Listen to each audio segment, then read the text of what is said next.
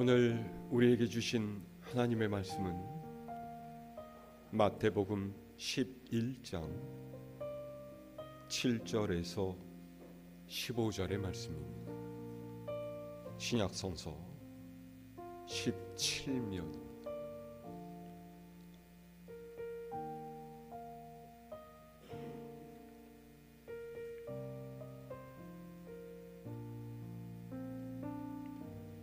봉독하겠습니다. 그들이 떠나매 예수께서 무리에게 요한에 대하여 말씀하시되 너희가 무엇을 보려고 광야에 나갔더냐? 바람에 흔들리는 갈대냐? 그러면 너희가 무엇을 보려고 나갔더냐? 부드러운 옷 입은 사람이냐? 부드러운 옷을 입은 사람들은 왕궁에 있느니라. 그러면 너희가 어찌하여 나갔더냐? 선지자를 보기 위함이었더냐? 옳다, 내가 너희에게 이르노니 선지자보다 더 나은 자니라. 기록된 바 보라, 내가 내 사자를 네 앞에 보내노니 그가 네 길을 네 앞에 준비하리라 하신 것이 이 사람에 대한 말씀이니라. 내가 진실로 너희에게 말하노니 여자가 낳은 자 중에 세례 요한보다 큰 이가 일어남이 없도다. 그러나 천국에서는 극히 작은 자라도 그보다 크니라. 세례 요한의 때부터 지금까지 천국은 침노를 당하나니 침노하는 자는 빼앗느니라. 모든 선지자와 율법이 예언한 것은 요한까지니 만일 너희가 즐겨 받을진대 오리라 한 엘리야가 곧 이 사람이니라. 귀 있는 자는 들을지어다. 아멘.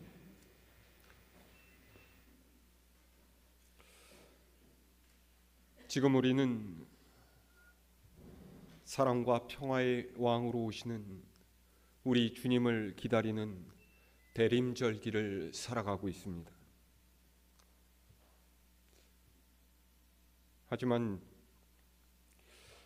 저는 지금 매우 참담하고 또 무거운 마음으로 이 자리에 서 있습니다. 여러분도 이미 아시겠지만은 지난주 3일 오후 11시에 윤석열 대통령이 비상계엄령을 선포했었습니다. 이유인즉슨 윤석열 정부 출범 이후 지금까지 22차례에 걸쳐서 정부 관료에 대한 탄핵이 추진되었다라는 것과 내년도 예산안이 야당 단독으로 삭감 처리되었다라는 것을 골자로 합니다. 윤 대통령은 야당을 겨냥해서 국민의 자유와 행복을 약탈하는 종북 반국가 세력을 척결하고 자유 헌정 질서를 지키기 위해서 비상계엄을 선포한다라고 했습니다. 계엄령은 기존의 사회 질서가 수습될 수 없을 만큼 무너지고 국가가 정상적인 행정 능력을 상실할 위기, 즉 전쟁이나 그에 준하는 사변이 발생해서 기존의 경찰력으로는 공공질서와 안정을 유지할 수 없는 상황에 도달했을 때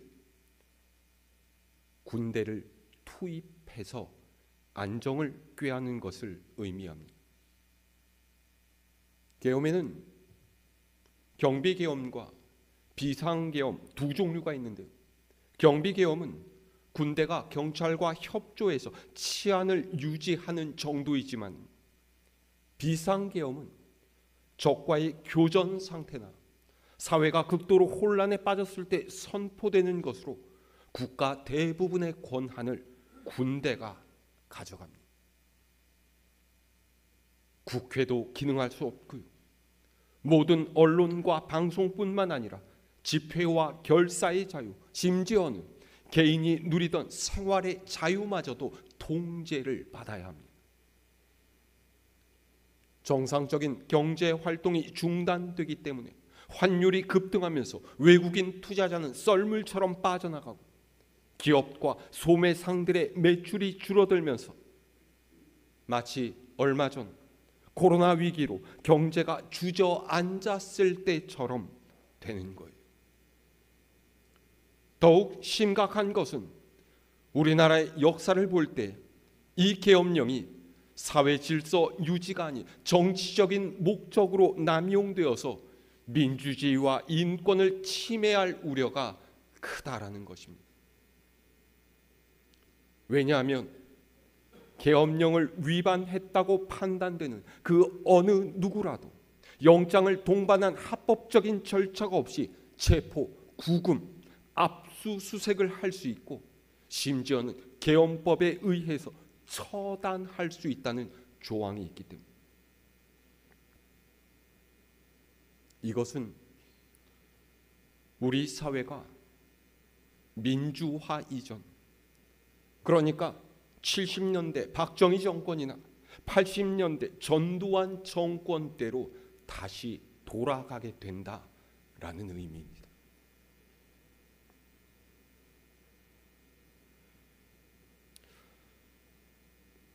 사실 저는 지금까지 가급적이면 강단에서 정치적인 이야기를 하지 않으려고 애를 많이 썼습니다. 왜냐하면 하나님의 나라는 세상의 힘을 움켜쥐려고 하는 정치적인 행동이 아니라 일상의 삶에서 행해지는 믿음의 실천으로 이루어진다라고 믿고 있기 때문입니다. 그리고 지금도 그 생각은 변함이 없지만 오늘만큼은 말을 아끼지 말아야 되겠다라는 생각을 했습니다. 그리고 이런 때 하나님의 뜻이 무엇이고 또 어떤 것이 그분의 공의인지, 오늘 같은 삶의 위기 속에서 믿는 이는 어떻게 행동해야 하는지 우리는 스스로 분명히 알아야 될 필요가 있습니다. 오늘 우리가 읽은 성경 말씀을 이해하기 위해서는 이전의 배경을 좀 살펴보아야 될 필요가 있는데요. 유대왕 헤롯이 세례 요한을 감옥에 가두었습니다. 왜냐하면 헤롯이 동생 빌립의 아내와 결혼한 것을 요한이 날카롭게 비판했기 때문이었죠. 바른말 하는 선지자가 불편했던 헤롯 왕은 그를 붙잡았지만 선지자를 추앙하는 백성의 민심을 거스를까 두려워서 그냥 옥에 가두어 놓았던 거예요. 그리고 이 옥중에서 요한은 예수님의 활동에 대한 소식을 전해 듣습니다. 예수님께서 하신 일이 무엇입니까?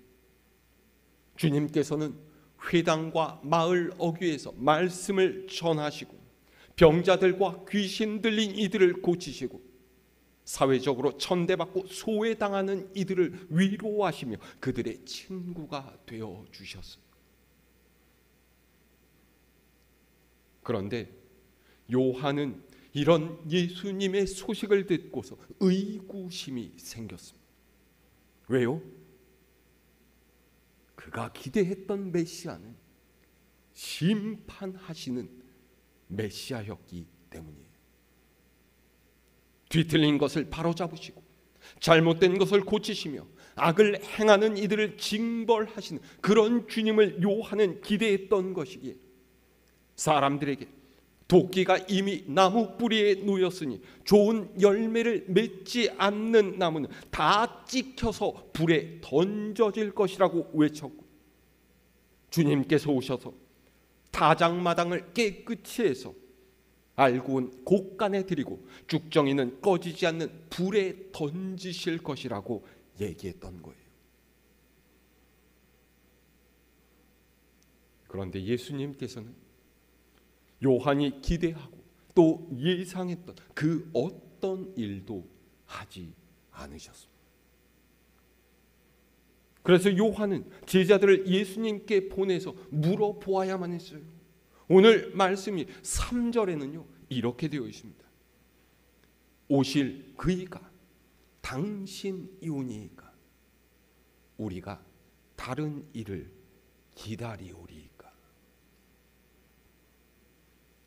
예수님께서 어떻게 대답하십니까?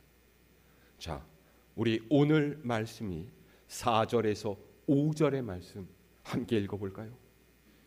4절로 5절 말씀 시작. 예수께서 대답하여 이르시되 너희가 가서 듣고 보는 것을 요한에게 알리되 맹인이 보며 못 걷는 사람이 걸으며 나병 환자가 깨끗함을 받으며 못 듣는 자가 들으며 죽은 자가 살아나며 가난한 자에게 복음이 전파된다 하라. 누구든지 나로 말미암아 실족하지 아니하는 자는 복이 있도다 하시니라. 아멘. 하나님께서 보내신 메시아가 당신입니까? 아니면 우리가 또 다른 분을 기다려야 됩니까? 세례 요한의 물음에 대해서 예수님께서는 듣고 보는 것을 요한에게 알려라 말씀하셨어요. 예수님께서 어떤 일들을 행하시는지 너희가 보고 들은 대로 전하라 라는 거예요. 어떤 일이 일어났습니까? 소경이 눈을 뜨고 안진뱅이가 걷고 문둥병자가 깨끗하게 치유되고 귀머거리가 들으며 죽은 자가 살아나고 가난한 자에게 복음이 전파되는 것이 바로 그것이라는 거예요. 이 말은 구약시대에 이사야 선지자가 메시아가 행하시는 일에 대해서 예언했던 대목입니다. 그러니까 예수님께서 이미 오래전에 오시기로 예언된 바로 그 메시아라는 것을 입증해 주는 말이에요. 여러분 이 대목 보세요. 이사야 선지자가 예언하고 예수님께서 행하시는 메시아의 사역은요, 모두 생명을 살리고 건지며 구원하는 일이. 앞을 보지 못하던 맹인이 눈을 뜨게 된다면, 안진뱅이로 살아가던 이가 두 다리로 걷게 된다면, 듣지 못하던 귀머거리가 듣게 되고, 저주받은 자로 취급당해서 평생을 손가락질 당하고 때로는 돌팔매질까지 당하던 나병 환자가 깨끗해진다면, 대체 그 기쁨을 무엇에 견줄 수가 있겠습니까? 죽은 이가 다시 살아나고 가난에 시달리는 이에게 너희가 가난함 때문에 이 세상에서 겪는 그 서름보다 더 큰 상급을 얻게 될 것이다, 기쁜 소식이 전해진다면 여러분 그 감격이 얼마나 크겠습니까? 시리와 비탄에 빠져 살던 인생 완전히 바뀌어서 새로운 삶을 시작할 수 있는 놀라운 변화가 바로 우리 주님께로부터 시작된다라는 거예요. 그런데 메시아만이 줄 수 있는 이 어마어마한 기쁨과 감격 앞에서도 사람들은 저마다의 생각으로 의심하고 회의를 거듭합니다. 왜입니까? 내가 지금까지 기대해온 메시아, 내가 여태껏 생각해온 메시아랑은 전혀 다르기 때문에.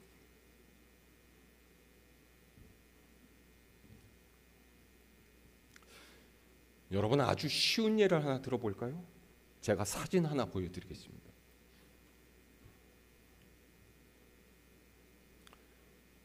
여러분, 여러분이 생각하는 예수님 얼굴 어떻게 생겼습니까? 왼쪽입니까? 오른쪽입니까? 왼쪽이에요? 어떻게 그렇게 확신하십니까? 왼쪽이 예수님 맞습니까? 선하게 생겼기 때문에요? 우리는 보통 첫 번째 사진을 당연히 예수님의 얼굴이라고 여깁니다. 왜요? 여태껏 수많은 화가들이 그렸던 그림들 속의 예수님, 수많은 영화와 연극, 드라마에 나왔던 예수님은 모두 다 1번의 모습을 하고 있기 때문이에요. 왜 그렇습니까? 정말로 예수님께서 저렇게 생기셨기 때문이었을까요? 아닙니다. 그리스도교가 로마의 국교가 되어서 부흥하게 된 이후에 로마 가톨릭의 권력을 쥔 유럽인들이 그들의 입맛에 맞게 그들의 취향대로 예수님의 얼굴을 저 모습으로 만들었기 때문이에요. 예수님은요, 훤칠하게 키가 크지도 않았고 저렇게 콧날이 오똑한 잘생긴 백인 남자가 아닙니다. 그러면 실제 예수님 도대체 어떻게 생겼을까요? 과학자들이 당시에 보통 사람들 얼굴을 분석해서 디지털로 재창조해낸 예수님 실제 얼굴, 이렇게 생겼답니다. 어떻습니까? 한눈에 보니까 예수님이에요? 상상하신 그대로입니까?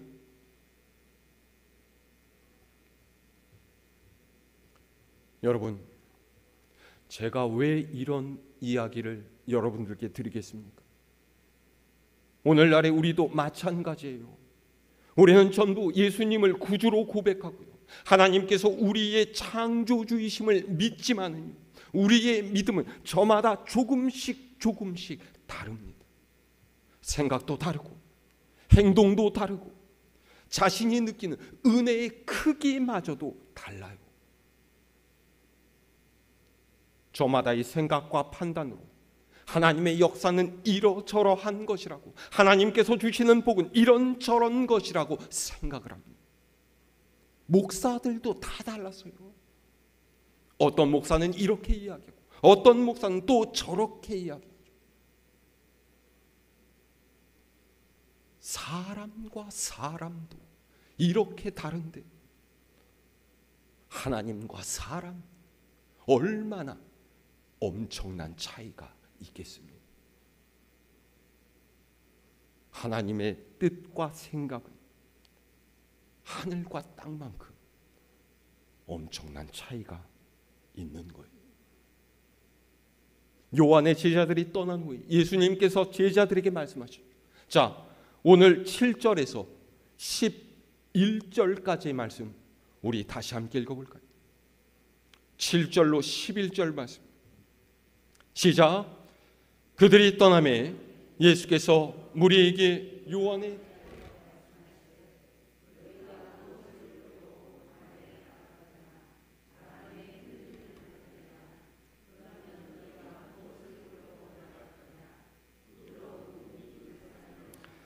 부드러운 옷을 입은 사람들은 왕궁에 있느니라. 그러면 너희가 어찌하여 나갔더냐? 선지자를 보기 위함이었더냐?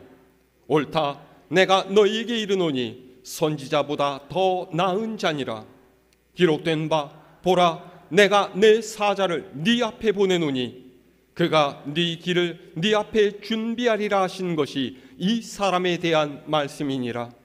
내가 진실로 너희에게 말하노니 여자가 낳은 자 중에 세례 요한보다 큰 이가 일어남이 없도다.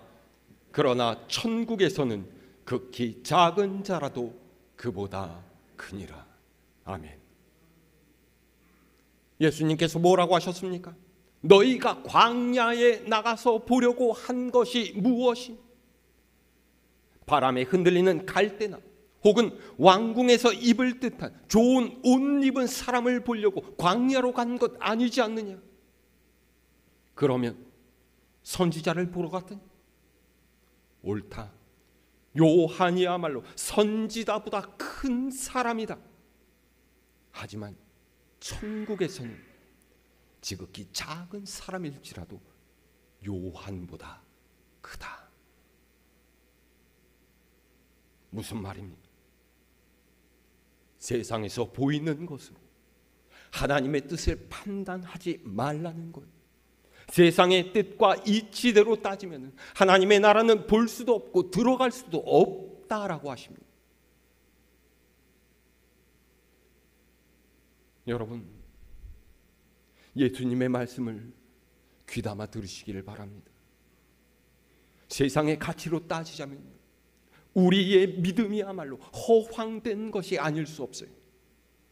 시간 내고 돈 내고 애쓰고 수고하면서 눈에 보이지도 않는 하나님을 섬긴다라고 하는 것이 세상의 논리대로라면 얼마나 어리석은 짓입니까? 성경은 그야말로 거짓말 덩어리책이고 목사는 말도 안 되는 소리로 사람들 등쳐먹는 사기꾼일 뿐이에요. 그렇게 세상의 생각, 세상의 판단에 붙잡히게 되면 하나님의 나라는 영영 대할 수 없는 신기루에 불과합니다. 여러분, 지금 이 사회에서 일어나는 일들을 보세요. 나라의 독립과 영토를 보존하고 헌법을 수호하며 분단된 민족의 평화적인 통일을 이루기 위해 노력하고 국민의 안전과 자유를 보호해야 될 대통령이 자기 손에 쥔 것을 지키고 개인적인 주장을 관철시키기 위해서 군대를 동원해서 국민을 겁박하고 생명을 위협하는 현실이 지금 우리가 맞닥뜨린 이 사회의 모습입니다. 또 그런 대통령을 비호하면서 정부 여당이라는 자기 밥그릇을 지키려고 안간 힘을 쓰고 있는 이들도 우리는 보고 있어요.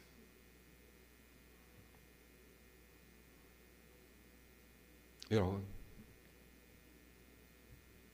과연 저들 가운데 그리스도인이 단 한 명도 없기 때문에 저렇을까요?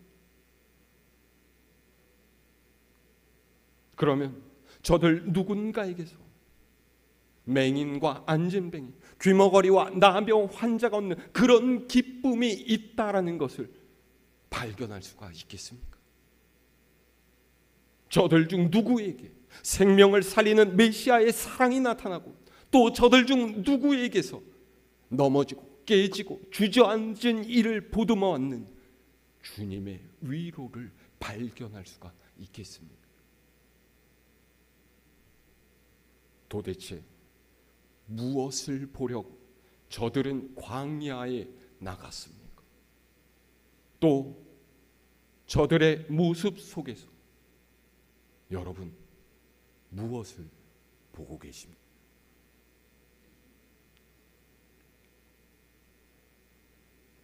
하나님을 섬기는 사람이라면, 주님을 쫓는 제자라면 주님께서 말씀하신 바를 행하고 지키며 따르는 사람이어야 합니다. 이 세상의 논리와 가치를 따라 사는 인생이 아니라 하나님께서 원하시는 의와 정직과 공평을 행하는 인생이어야 돼요. 너무나 당연한 이야기입니까? 너무나 뻔한 이야기입니까? 그런데 이렇게 살지 못한, 아니 이렇게 살지 않는 이들이 그리스도인이라고 말하는 이들 중에도 너무나 많습니다.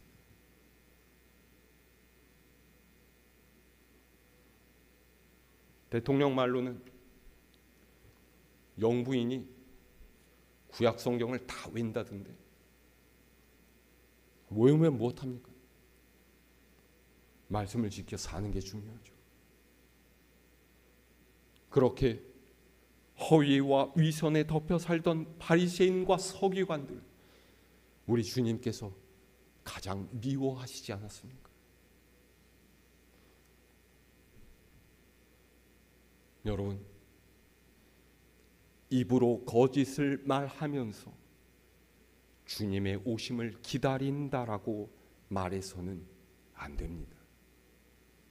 손으로 불의를 행하면서 성탄을 축하한다라고 해서는 안 돼요. 오늘 여러분이 생각하는 하나님의 나라는 어떤 것입니까? 오늘 여러분이 생각하는 교회의 참된 모습이란 어떤 것입니까? 오늘 여러분이 생각하는 예수님께서 주시는 사랑과 은혜는 과연 무엇입니까? 세상의 논리와 가치를 쫓아서 사람의 생각과 판단대로 단정 지어서는 안 됩니다. 그로 인해 내가 시험에 들고 실족해서도 안 되고요, 또 다른 일을 넘어뜨려서도 안 돼요. 우리 주님께서는 죄와 죽음에서 헤어나올 수 없는 인생들을 살리시고 구원하시기 위해서 오셨고, 자신을 내어주심으로써 폭력과 복수의 역사를 끊으시고 참된 자유와 사랑의 본보기가 되어주셨습니다. 주님을 기다리는 이 대림절기, 우리가 마땅히 따르고 행해야 할 것은 가장 겸손한 모습으로 낮은 곳에서 사셨던 우리 주님의 모습 아니겠습니까?